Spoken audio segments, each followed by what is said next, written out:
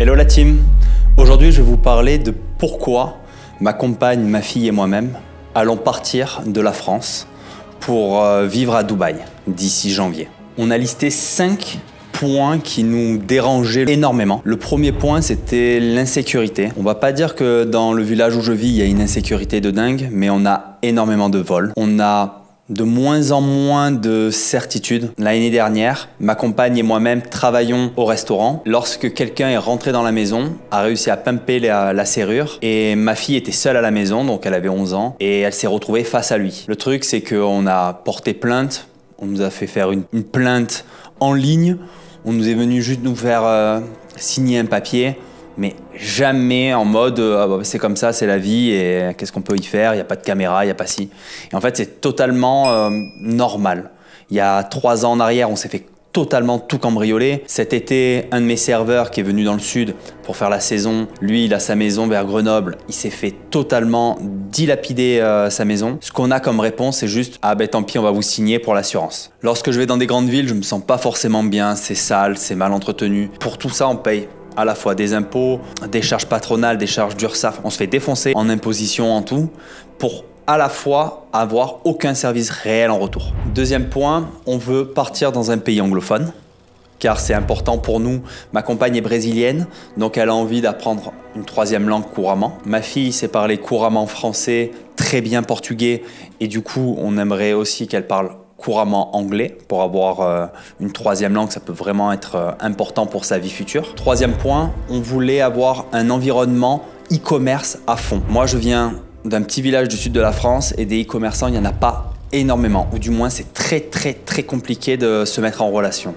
On a beaucoup de gros commerces physiques, des gros restaurants, des hôtels, des personnes qui ont des beaux commerces à plusieurs millions, mais dans le physique.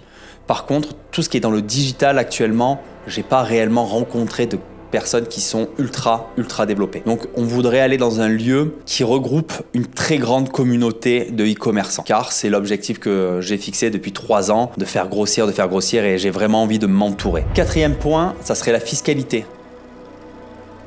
La fiscalité en France, elle est totalement démesurée. Depuis plus de 13 ans, je suis patron d'un restaurant, puis d'autres boîtes. Depuis plus de 13 ans, je me fais assassiner comme beaucoup d'autres personnes d'ailleurs. Aujourd'hui, ça a été un petit peu un stop. Je me dis, j'ai un nouveau tremplin. Bien entendu, la fiscalité de mon restaurant restera en France. Il n'y a pas de... Sur ça, on ne pourra pas changer grand-chose.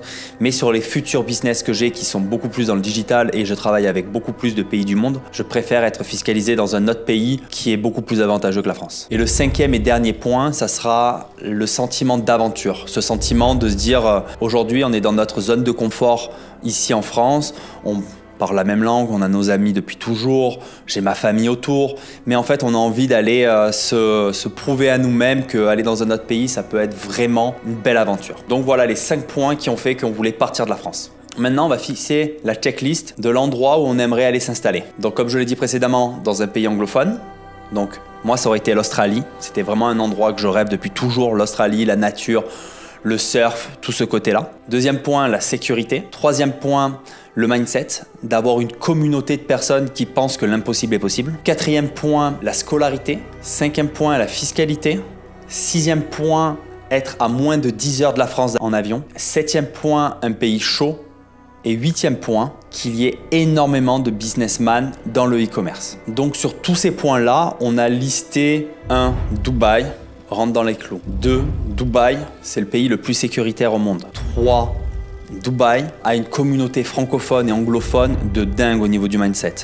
C'est la ville où en gros on est là en train d'aller toujours plus loin, plus fort, plus grand, tout le temps. 4. Dubaï a des écoles de psychopathes. Nous, on est en train d'essayer de mettre Luna à la Swiss School Academy, qui est une des meilleures. Elle a été élue, je crois, 16e meilleure école au monde. C'est juste dingue. 5. La fiscalité à Dubaï. Aujourd'hui, alors que je vous parle, elle est à 0 pour les sociétés, elle est à 0 pour le personnel.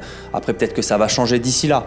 Mais en gros, c'est comparé à ce qu'on connaît en France, c'est dingue. 6. On est à 6 heures de vol de la maison, de ma famille.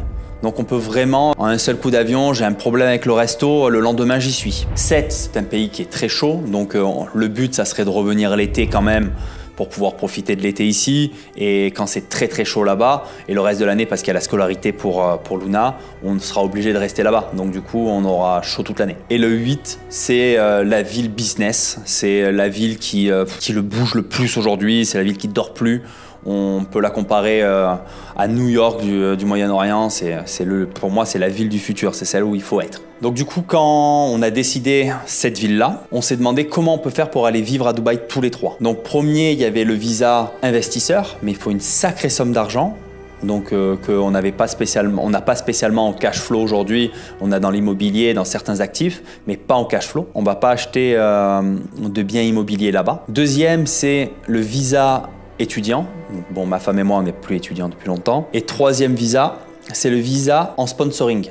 Ce qui veut dire qu'on va démarcher une entreprise et elle nous sponsorise parce qu'elle a besoin de nous dans son entreprise. Et donc, on peut aller vivre, on a un visa de 2 ans grâce à ça. Donc, comme vous l'avez compris, ça va être le visa sponsoring qu'on a choisi. Qu'est-ce qu'on a fait dans ce cas-là? C'est qu'on a créé une entreprise qui est 100% détenue par moi-même. Cette entreprise me sponsorise en tant que gérant, donc me donne le visa, le droit au visa, sponsorise ma femme en tant que salariée, donc elle va être salariée de ma société, et de ce fait, de suite, ma fille en étant nous-mêmes vivant à Dubaï, elle-même aura le droit à un visa derrière. Comment on a procédé? On a procédé de façon très très simple, c'est qu'on a eu un contact d'une agence qui s'occupe de tout. Vraiment, elle nous demande quelque chose, 3 choix pour les sociétés, les noms de sociétés, qu'est-ce qu'on va faire dedans, on coche, on remplit, on signe, on paye et elle s'occupe de nous faire la société. Après, il s'occupe de nous faire les visas.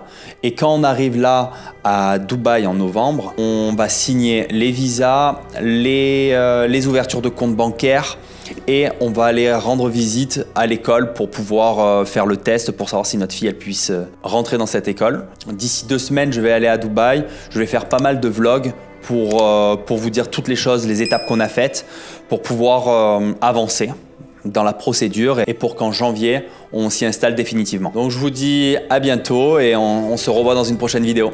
Ciao, ciao.